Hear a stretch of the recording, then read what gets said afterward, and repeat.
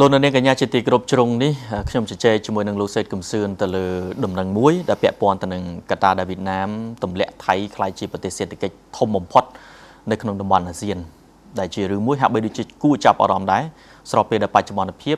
រឿងការប្រកួតប្រជែងគ្នាទៅលើភូមិសាស្ត្រនយោបាយយើងគិតដាច់ដោយឡែកតែរឿងប្រកួតប្រជែងទៅលើតម្លៃទីផ្សារពាណិជ្ជកម្មគឺជារឿងមួយដែលនៅចំពោះមុខដើម្បីធ្វើយ៉ាងណាឲ្យមានចរន្តសេដ្ឋកិច្ចឡើងវិញហើយធ្វើឲ្យមានភាពល្អប្រសើរតើវៀតណាមថៃនៅក្នុងពេលបច្ចុប្បន្នអាចនឹងទម្លាក់តួលេខគ្នានឹងក្នុងកម្រិតណាមួយពីលេខ2នៅក្នុងតំបន់អាស៊ានហើយនឹងអាចធ្លាក់ទៅក្នុងកម្រិត rating លេខប្រមាណទៀតខ្ញុំក៏អត់ទាន់ច្បាស់ចឹងជជែកជម្រាបសួរលោកកំសឿនជម្រាបសួររឿងនេះបើនិយាយពីសេដ្ឋកិច្ចនៅក្នុងតំបន់អាស៊ានយើងអាចនិយាយបានថាគឺជាប្លុកមួយដែលមានប្រទេសប្រមាណជា10នៅក្នុងនោះបូករួមជាមួយនឹងកម្ពុជាយើងផងដែរបើយើងនិយាយប្លុកអាស៊ានអត់អាចគិតផុតពីកម្ពុជាយើងដូចគ្នាព្រោះយើងក៏ជាសមាជិករបស់អាស៊ានដូចគ្នាដែរយ៉ាងណាមិញការលើកឡើងថាវៀតណាមអាចនឹងក្លាយជាប្រទេសដែលមានសេដ្ឋកិច្ចធំបំផុតទី2នៅក្នុងប្លុកអាស៊ានយើងនេះបាទតើនៅពេលខាងមុខនេះពិតឬយ៉ាងណាហើយការវិតម្លៃបែបណាដែរអរគុណលោកសវលតាមរយៈទូរលេខសពថ្ងៃហ្នឹងយើងអាចនិយាយបានថានាពេលបច្ចុប្បន្នប្រទេសវៀតណាមគឺជាប្រទេសដែលមានសេដ្ឋកិច្ចធំទី5នៅក្នុងចំណោមប្រទេសអាស៊ានទាំង10ហ្នឹងគឺវៀតណាមមានសេដ្ឋកិច្ចធំទី5នៅក្នុងនោះមានឥណ្ឌូនេស៊ីមានថៃមានសិង្ហបុរីមានហ្វីលីពីនហើយបានវៀតណាមនេះឯងអញ្ចឹងតាមទូរលេខនៅពេលបច្ចុប្បន្នមានការសិក្សាស្រាវជ្រាវថ្មីមួយរបស់អង្គការរបស់ហត្ថមជ្ឈមណ្ឌលស្រាវជ្រាវផ្នែកចំនួនពាណិជ្ជកម្មហ្នឹងគឺបានបញ្ជាក់ថានៅក្នុងរយៈពេលខាងមុខដ៏ខ្លីប្រទេសវៀតណាមនឹងក្លាយទៅជាប្រទេសដែលមានសេដ្ឋកិច្ចធំទី2នៅក្នុងតំបន់អាស៊ានពោលគឺនឹងទម្លាក់ចំណាត់ថ្នាក់របស់ប្រទេសថៃដែលថៃគឺជាប្រទេសដែលមានចំណាត់ថ្នាក់លេខ2ជាប្រទេសដែលមានសេដ្ឋកិច្ចធំទី2នៅអាស៊ាននាពេលបច្ចុប្បន្នតាមរយៈសកម្មភាពសេដ្ឋកិច្ចពាណិជ្ជកម្មនិងការវិនិយោគរបស់វៀតណាមនៅពេលនេះធ្វើឲ្យមានការវិតម្លៃថ្មីថាវៀតណាមនឹងក្លាយទៅជាប្រទេសដែលមានសេដ្ឋកិច្ចធំទី2នៅអាស៊ាននៅក្នុងរយៈពេលខាងមុខហើយនឹងក្លាយជាប្រទេសដែលមានសេដ្ឋកិច្ចធំទី20នៅលើពិភពលោកផងដែរអញ្ចឹងតាមរយៈចំណុចនេះយើងមើលឃើញថាវាមិនត្រឹមតែជំរុញពាណិជ្ជកម្មរបស់ហៅថាវៀតណាមហ្នឹងឲ្យកាន់តែមានសន្ទុះខ្លាំងទេក៏ប៉ុន្តែយើងមើលឃើញថាមិនមែនតែនៅក្នុងតំបន់ប៉ុន្តែគិតជារួមនៅក្នុងតំបន់ពិភពលោកទាំងមូលពោលគឺថាតាមរយៈចំណាត់ថ្នាក់នៃការវាយតម្លៃយើងឃើញថាវៀតណាមនឹងអាចក្លាយទៅជាប្រទេសដែលមានសេដ្ឋកិច្ចធំនៅអាស៊ានហើយនឹងលំដាប់ធំនៅពិភពលោកផងដែរគួរឲ្យចាប់អារម្មណ៍ដែរដោយសារតែទស្សនវិជ្ជានេះបង្ហាញឲ្យឃើញអំពីការដឹកនាំចរន្តនៃការទំនាក់ទំនងទៅលើវិស័យពាណិជ្ជកម្មផ្សេងៗហើយជាពិសេសនៅក្នុងតំបន់អាស៊ានយើងអាចនិយាយបានថាមិញលោកលើកឡើងថាវៀតណាមនៅក្នុងរ៉េតទី5នៅក្នុងប្លុកអាស៊ានក៏ប៉ុន្តែឥឡូវនេះអាចនឹងមកជាប់ចំណាត់ថ្នាក់លេខ2លោកកំសឿនអាចបញ្ជាក់មកអាចនឹងមានកត្តាអីខ្លះទៅទើបប្រទេសវៀតណាមមានសេដ្ឋកិច្ចបែបល្អប្រសើរបែបនេះហើយថៃហ្នឹងឥឡូវហ្នឹងបែបណាដែរព្រោះយើងឃើញថាថៃមួយរយៈពេលចុងក្រោយរឿងនយោបាយក៏ហាក់បីដូចជាមានបញ្ហាខ្លះសេដ្ឋកិច្ចក៏ហាក់បីដូចជាជាប់ខាងមួយលើដែរស្របពេលដែលបញ្ហាគ្រោះរំជួយដីនៅមីយ៉ាន់ម៉ារងផលប៉ះពាល់ទៅដល់តំបន់មួយចំនួននៅក្នុងប្រទេសថៃដូចគ្នាដែរហើយជាពិសេសរឿងភូមិសាស្ត្រនយោបាយដូចជានៅប៉ែកខាងត្បូងឬក៏រឿងផ្សេងៗនៅតាមបណ្ដោយបន្ទាត់ព្រំដែនមួយចំនួនហាក់បីដូចជាបាត់បង់ទៅលើសន្ទុះនៃភ្ញៀវទេសចរបែបណាវិញសម្រាប់វៀតណាមនៅក្នុងពេលនេះដែលអាចនឹងមានសក្តានុពលខ្លាំងបែបនេះអរគុណលោកសុផាយើងមើលឃើញថាតាមការវាយតម្លៃសិក្សាស្រាវជ្រាវជាសកលយើងមើលឃើញថាយោងទៅលើកត្តាសំខាន់មួយចំនួនទី1អាចនិយាយបានថាប្រទេសវៀតណាមនាពេលបច្ចុប្បន្នគឺជាប្រទេសហៅថាប្រទេសផលិតកម្មដ៏ធំហើយរឹងមាំសង្វាក់ផលិតកម្មរបស់វៀតណាមនឹងគឺធំហើយមានសន្ទុះនៃការវិនិយោគការធ្វើពាណិជ្ជកម្មនឹងធំជាលក្ខណៈនៃការរួបបូកបញ្ចូលមានន័យថាវៀតណាមបានប្រែក្លាយទៅជាប្រទេសនៃសង្វាក់ផ្គត់ផ្គង់ជាលក្ខណៈអន្តរជាតិដ៏ធំមួយនៅក្នុងតំបន់អាស៊ានហើយនឹងមានទំនាក់ទំនងហៅថាធំជាមួយនឹងការបើកច្រកជាសកលនៅក្នុងពិភពលោកអញ្ចឹង dương mơ khơi tha mỗi tiết cứ Việt Nam bàn phơi bị Pratakamសេដ្ឋកិច្ចពាណិជ្ជកម្មនិងការវិនិយោគនឹងកាន់តែធំនៅក្នុងច្រកជាការបើកចំហជាប្រទេសកុម្មុយនីសប៉ុន្តែធ្វើសេដ្ឋកិច្ចបែបបើកចំហសេរីអញ្ចឹងមួយទៀតយើងឃើញថាកត្តាដែលជាចំណុចដែលធ្វើឲ្យមានការតាក់ទាញគឺយើងមើលឃើញថាវៀតណាមគឺជាប្រទេសដែលមានកម្លាំងសេដ្ឋកិច្ចឬក៏ហៅថាកម្លាំងពលកម្មដែលជំរុញកម្លាំងសេដ្ឋកិច្ចឲ្យរឹងមាំហ្នឹងគឺកម្លាំងពលកម្មរបស់ប្រជាជនវៀតណាមហ្នឹងគឺជារឿងមួយដែលរដ្ឋាភិបាលរបស់វៀតណាមតែងតែលើកសរសើរហើយជារឿងមួយដែលបើយើងនិយាយដោយពាក្យសាមញ្ញគឺថារ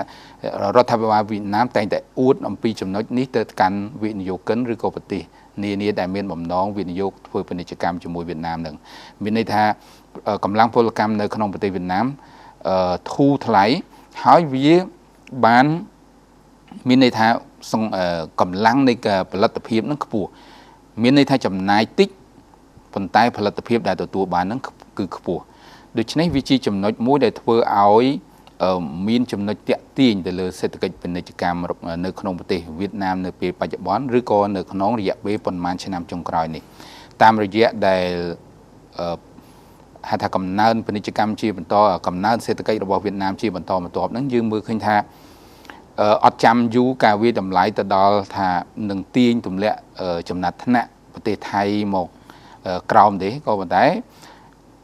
មានការសិក្សាថានៅក្នុងឆ្នាំនេះឬក៏ឆ្នាំក្រោយនេះយើងមើលឃើញថាវៀតណាមនឹងលោតទៅឈរលេខរៀងទី3បន្ទាប់ពីឥណ្ឌូនេស៊ីថៃហើយវៀតណាមគឺឈរលេខរៀងទី3បន្ទាប់ពីនៅក្នុងតំបន់អាស៊ាននេះអញ្ចឹងហើយក៏ជា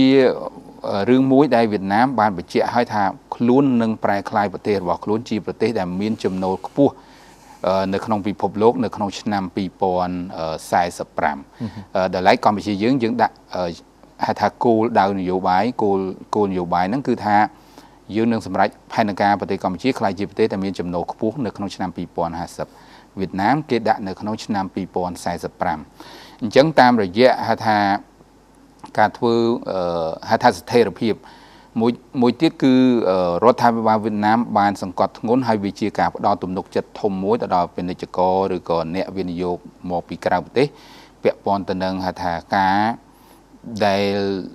ធ្វើពីព្រឹត្តិកម្មនយោបាយឬក៏ដើម្បីជាការគាំពៀទៅដល់កំណើននៃសេដ្ឋកិច្ចហ្នឹងជាស្ថិរភាពសេដ្ឋកិច្ចហ្នឹងកំណើនខ្ពស់នៅក្នុងកម្រិតមួយជារួមប្រមាណ 6% ជាប្រចាំនៅក្នុងនឹងមានការសិក្សាថាឆ្នាំនេះកំណើនពាណិជ្ជកម្មឬហើយកំណើនសេដ្ឋកិច្ចរបស់វៀតណាមនឹងអាចនឹងក្នុងរង្វង់ 8% ចំណុចនេះជាចំណុចតាក់ទាញហើយដែលជាចំណុចដែលរុញច្រានឲ្យសេដ្ឋកិច្ចនឹងមានការស្ទុះងើបខ្លាំងបាទដល់ឡែកលោកសុផលបានបញ្ជាក់អំពីថាចុះថៃវិញវាយ៉ាងមានការប្រែប្រួលយ៉ាងម៉េចបានជាប្រទេសវៀតណាមទាញទម្លាក់ឬក៏ហៅថាលោតទៅឈរលេខរៀងទី2ដែលទម្លាក់លេខរៀងប្រទេសថៃមកចំណាត់ថ្នាក់លេខ3វិញយើងមើលឃើញថានៅក្នុងរយៈពេលក្នុងរង្វង់យើងគិតនៅក្នុងរង្វង់5ឆ្នាំចុងក្រោយសេដ្ឋកិច្ចរបស់ថៃច្បាស់ជាមានភាពរង្គោះរង្គើច្រើនដែរទីមួយស្ថិរភាពនយោបាយជារឿងមួយយើងឃើញថាមានការដោះដូរហៅថាថ្នាក់ដឹកនាំកម្ពុជារបស់ថៃនឹងជាញឹកញាប់គោលនយោបាយសេដ្ឋកិច្ចពាណិជ្ជកម្មហ្នឹងក៏រាំងស្ទះទៅតាមនោះដែរហើយមួយទៀតយើងឃើញថាកំណើនសេដ្ឋកិច្ចរបស់ថៃជាគោលនៅក្នុងរយៈពេលប្រហែលឆ្នាំនេះគឺមានកំណើនទាបខ្លាំងហើយដែលធ្វើឲ្យប្រសិទ្ធភាពនៃការតាក់ទាញវិនិយោគិនពីក្រៅប្រទេសហ្នឹងក៏មានកម្រិតមួយទៀតយើងគិតថាបើយើងនិយាយមិញគឺថាវៀតណាមគឺមានសក្តានុពលនៅក្នុងកម្លាំងពលកម្មក៏ប៉ុន្តែបើយើងគិតទៅដល់ប្រទេសថៃវិញប្រទេសថៃនាពេលបច្ចុប្បន្នក៏ប្រឈមទៅនឹងបញ្ហាកម្លាំងពលកម្មផងដែរមានន័យថាខ្វះកម្លាំងពលកម្មឬក៏ខ្វះកម្លាំងជំនាញសម្រាប់ផ្គត់ផ្គង់នៃកំណើនសេដ្ឋកិច្ចដែលមានការកើនឡើងនាពេលបច្ចុប្បន្នហើយយើងមើលផងដែរថាប្រទេសថៃជាទូទៅយើងមើលឃើញនៅក្នុងមួយរយៈចុងក្រោយនេះតាំងពីកូវីដមកយើងឃើញថាខាប់កម្លាំងនៃការទិញរបស់ប្រជាជននឹងមានកម្រិតទាបដោយសារតែប្រជាជនភាគច្រើននឹងគឺជាប់ បំណុលសាធារណៈបំណុលរកបានចំណូលតិចប៉ុន្តែជាប់បំណុលសាធារណៈនឹងខ្ពស់អញ្ចឹងហើយដែលធ្វើឲ្យផលិតភាពឬក៏កម្លាំងនៃការទិញនៅក្នុងចរន្តសេដ្ឋកិច្ចនៅក្នុងប្រទេសហ្នឹងគឺមានកម្រិតមួយហៅថាការចំណាយការចាយវាយនៅក្នុងសេដ្ឋកិច្ចរបស់ប្រជាជនថៃហ្នឹងគឺមានកម្រិតទាបដែលធ្វើឲ្យកំណើននៃសេដ្ឋកិច្ចនៅក្នុងចរន្តសេដ្ឋកិច្ចហ្នឹងវាមានកម្រិតផងដែរអរគុណណាស់ចំពោះការលើកឡើងទាំង